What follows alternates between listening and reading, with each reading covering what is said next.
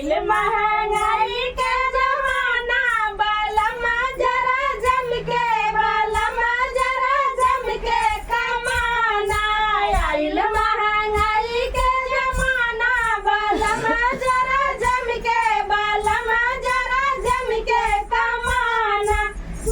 भाई पटीदार कदर नहीं करी है भाई पटीदार कदर नहीं करी है गौआ में नहीं ठिकाना बलमा जरा जम के बलमा जरा जम के कमाना